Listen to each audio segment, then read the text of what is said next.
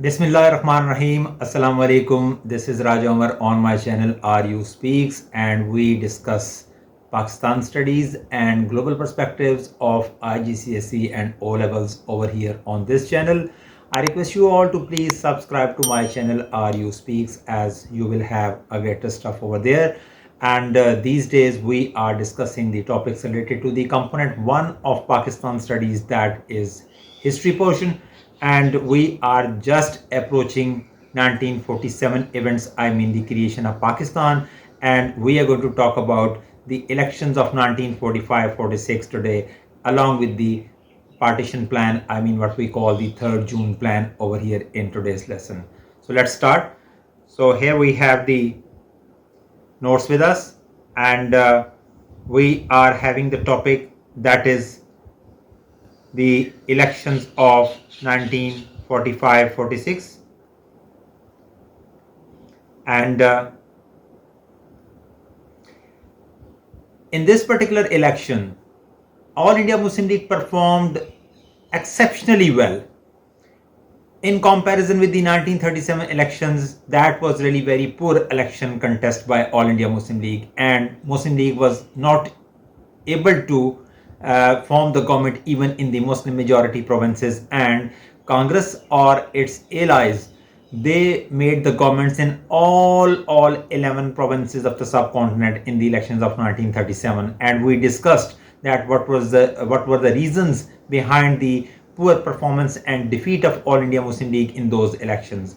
But when we come to the elections of 1945-46, just within 8 or 9 years, Muslim League came up with a totally different strategy, totally a different political party, and performed superb way to gain the landslide victory in the Muslim majority areas, and whatever the seats reserved for the Muslims, Muslim League won majority of them.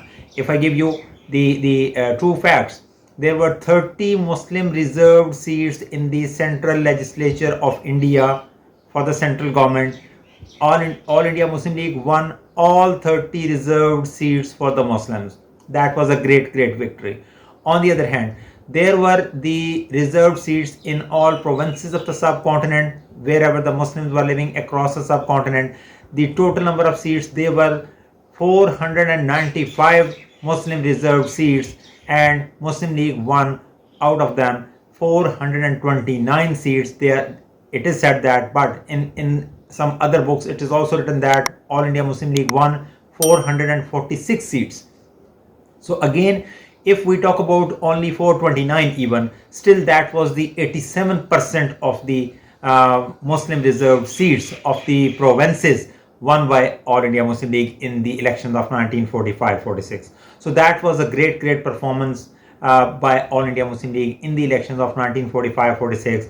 Now we're going to talk about that. What were the reasons that Muslim League performed exceptionally well in these elections? And again, you will be having a 7 marks question here, that why did All India Muslim League perform well in the elections of 1945-46? Number 1, this time All India Muslim League was more organized and united. There was no division, internal division. And as we have seen that previously, Muslim League had certain issues of internal division and a certain rivalries among the leadership within the Muslim League. So that was internal conflicts. So they were not there now, and they were abolished, and now the sole leadership was in the hands of Quaid-e-Azam Muhammad Ali Jinnah, and Muslim League was fully united and organized and planned the whole of the election campaign really well, went across the subcontinent, and now they had another very good weapon in their hands. That was the idea of Pakistan. That was the Lahore resolution, which was moving along with them. So that was the reason that they were able to convey the message of the All India Muslim League to the common people. So they all came up in favor of All India Muslim League, and Muslim League did really well. So more organized and united. So this is the first reason you are supposed to explain for this response. Number two, that was the, as I told you, the Lahore Resolution of 1940. Clear idea what Muslim League was fighting for, that is the separate homeland Pakistan. So it means that you can say that in the previous election of 1937, Muslim League had no real idea that for what purpose Muslim League was contesting those elections. But now this time Muslim League had a greater agenda with it, that Muslim League was in favor of creating Pakistan. So the large Muslim majority in those areas where the Muslims were in majority, they all supported Muslim League, and Muslim League came up with really good performance. So Congress rule experience. So they had seen the Congress rule after the election of 1937, that what sort of cruelty and how brutally Congress ruled in those 2.5 years over there in the subcontinent, and Muslims suffered a lot.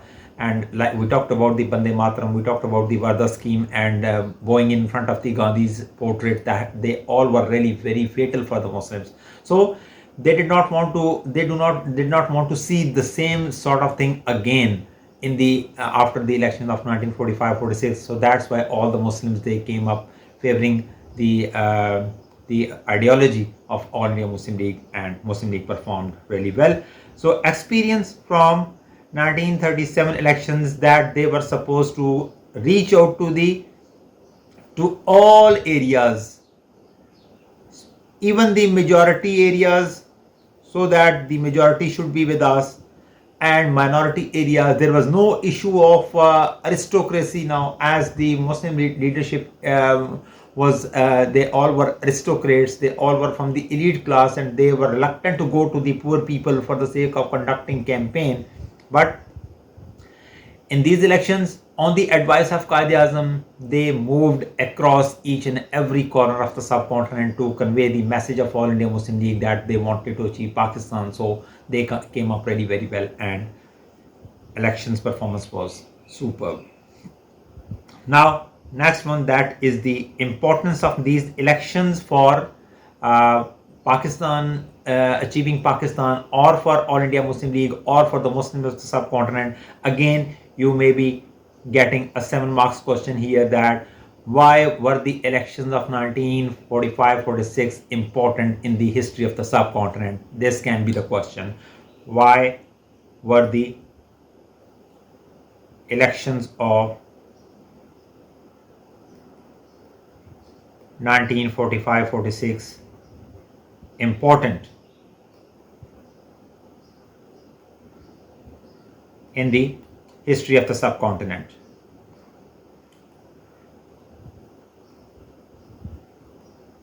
So this can be the question, again, as it is having why, so it means that 7 marks. So you are supposed to explain 3 reasons for this, and 3 reasons are given over here.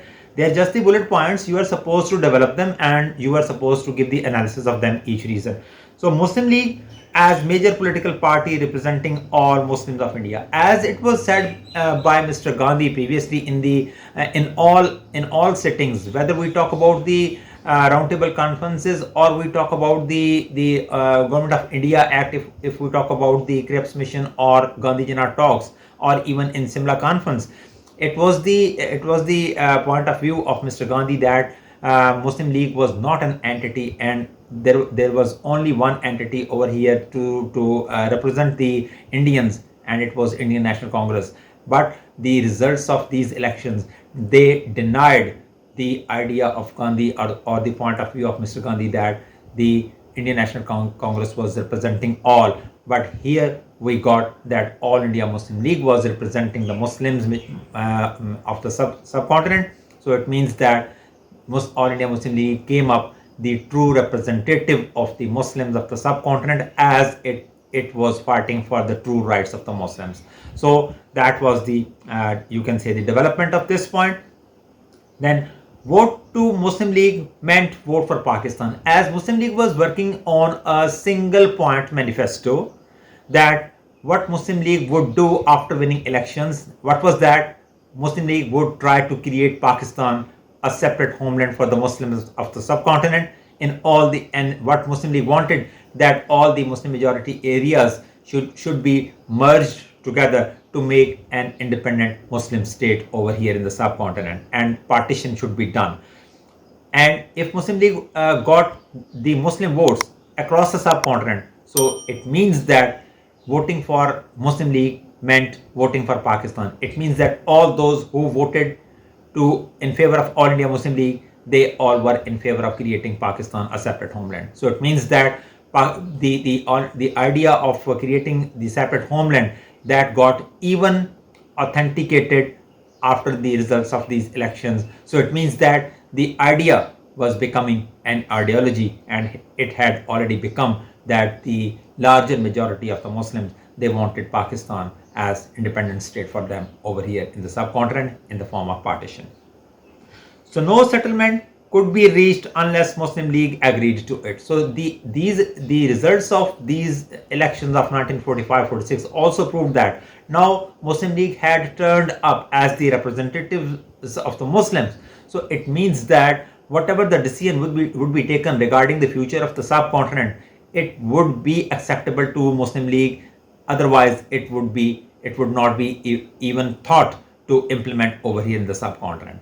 So it means that the idea of Muslim League's majority came up, that now whether the British or the Hindus could not do anything wrong regarding the rights of the Muslims, as Muslim League had turned up the representative of the Muslims. So it means that whatever the settlement would be done over here, that would be according to the consent of All India Muslim League, and without the consent it could never happen. So this is how the importance of the elections.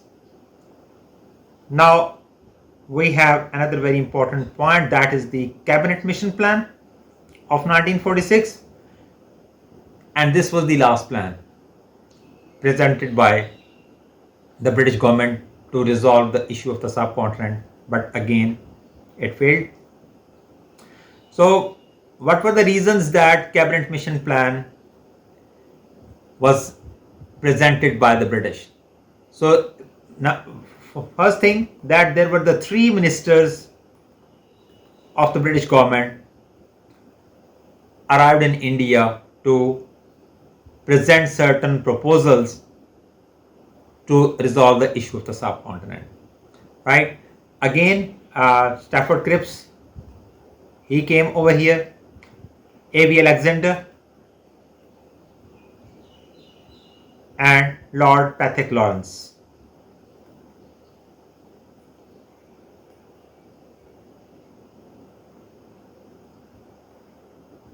So these were the three people who arrived over here in India. They all were the ministers of the new Labour government over there in Britain, led by Prime Minister Lord Clement Attlee.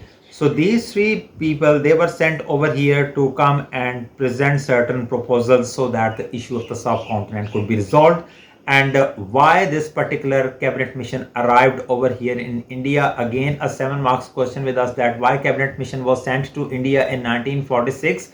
So again, 3 reasons you are supposed to explain, or here are these 3 reasons. Number 1, failure of Simla Conference, as no agreement could be reached over there in the Simla Conference of 1945, and previously in 1942 there was a failure of Cripps mission, and again Mr. Cripps was here and hand over the power to India. Now the new Labour government was in the frame of mind that they could not be able to control the Indian subcontinent for longer period of time. So they were perceiving it as releasing India and relieving India to give it independence. So what could be the power sharing formula for the Indian subcontinent? So all these three things, they were meant to sending cabinet mission plan to India over here.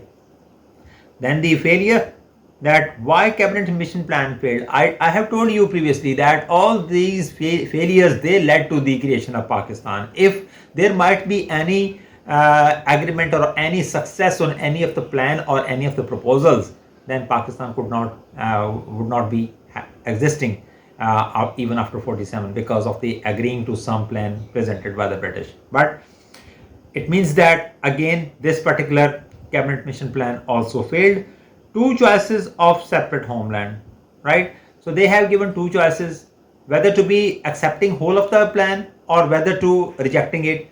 Secondly, the creation of Pakistan was like 10 years away now. As in this particular plan, it was presented that the whole of the subcontinent will be divided into three groups, and the grouping would be in the form of the Muslim majority provinces like Punjab, Bengal, NWFP, Balochistan, Sindh on one side, and the Hindu majority provinces, they would be on the other side. This is group number 2, and group number 3 would be Assam and Sylhet. So they were the three groupings. As in Assam and Sylhet regions, the population of Muslims and Hindus, it was almost 50-50. So they made it as a separate group. So three groups were made, and it was said that after 10 years, every group would have a right to opt out of the union and could declare independence. So it means that if it was accepted, so then the creation of Pakistan might be 10 years away from that phase. I mean, from 1945 till 1956. So again, it would be quite late for the Muslims, as Muslims had reached really very close to the independence in those years. So demand of Congress, Defense, Foreign Affairs. Congress wanted that the defense of the subcontinent and the foreign affairs, I mean, relating to the other countries, developing relations with the other countries, these two departments should be handed over to the Indians. But British wanted that these should remain under the control of the Britain. So that's why. And the third thing, failure of Simla Conference. As Simla Conference, no one could reach any agreement. So because of these failures, overall the cabinet mission plan also failed, and it was said that the whole of the subcontinent would be divided in three groups. And on these groupings, first Muslim League accepted that, but then finally rejected. Muslim League accepted and Congress rejected. Then Congress said that they were going to accept it. Muslim League said that Muslim League was going to reject it. So it means that it was just on the opposite poles regarding Indian National Congress and All India Muslim League. So this is all about that. The cabinet mission plan also failed, and this led to the further step closer to the independence. Direct Action Day. So this was the very important day, December 16, 1946, when Quaid-e-Azam Muhammad Ali Jinnah asked Muslims to come on the roads and show your power and be peaceful, do not create any riots and troubles, and raise your voice regarding achieving Pakistan. So that is known as the Direct Action Day. And why it was important, again you might be getting a 7 marks question. Why was Direct Action Day important in the history of the subcontinent? In 1946, Jinnah feared the British might leave India without partition, thus called for a large peaceful demonstration of Muslim feelings across the subcontinent. Jinnah ordered that every Muslim should be coming on the roads and just showing the power that they were with the idea of Pakistan, and they were with the idea of All India Muslim League. Whatever the Muslim League was saying, they were going to achieve it. So many Muslims celebrated and made it clear that Pakistan formation demand was democratic and could not be ignored, as it was thought that after the end of the World War II in 1945, and British were really very weak economically and even diplomatically around the globe, and they were unable to sustain their whole of the empire. So what it was thought that the British might be leaving the subcontinent without partitioning it, or without making a Muslim state over here in the subcontinent with the name Pakistan. So this was a sort of fear in the mind of Quaid-e-Azam Muhammad Ali Jinnah. That's why he asked every Muslim to come for the demonstration, peaceful demonstration across the subcontinent, to raise their voice, so that the British might be thinking purely towards the partitioning of the subcontinent. So It means that all the Muslims, they came up and they favored the idea of All India Muslim League, the partition, establishing Pakistan. So Hindu-Muslim clashes in Calcutta during this day, as Jinnah ordered that the demonstrations should remain peaceful, but still these demonstrations, they turned up as violent, and especially in capital of Bengal, Calcutta, resulted in 4,000 people losing their lives across the subcontinent. British realized that these two communities could not live together peacefully now, and the partition was must. So in one or the other way, you can say that this particular direct action day paved the way towards partition further closer, as no doubt that this was the big loss of 4,000 Muslims, those who lost their lives in these demonstrations. Definitely you can say that their blood came in the base of this country, Pakistan. So here are the questions. What was the direct action day? And this particular question came up in the past paper somewhere in the past. And now we have the topic, that is the 3rd June plan, and that was the partition plan of the subcontinent. As it is said that on 22nd of March 1947, the last viceroy of the subcontinent, Lord Mountbatten, arrived in India, and he met the leadership of the subcontinent, whether the Muslims or the Hindus or Sikh or any other larger community or even smaller ones. So what he observed after meeting the communities and leadership over here in the subcontinent, he thought that the partition was must. And before coming to India, the Prime Minister of Britain, Lord Clement Attlee, gave a greater authority to Lord Mountbatten to arrive over in India and to resolve the issue of the subcontinent as per his own will or wish. The Prime Minister Clement Attlee announced that the British would leave India in June 1948, and when Lord Mountbatten arrived over here and he observed what was his feelings, that he thought that the exit should be quite earlier, quite before June 1948. So he went back to Britain and he gave the idea to the British Prime Minister Clement Attlee that they could not be able to sustain up to June 1948. So the British Prime Minister gave him a go-ahead signal, and he came back over here, and then the partition plan was designed, and it was decided that the subcontinent would be partitioned in two independent states, Pakistan and India, at the midnight of 14th and 15th of August 1947.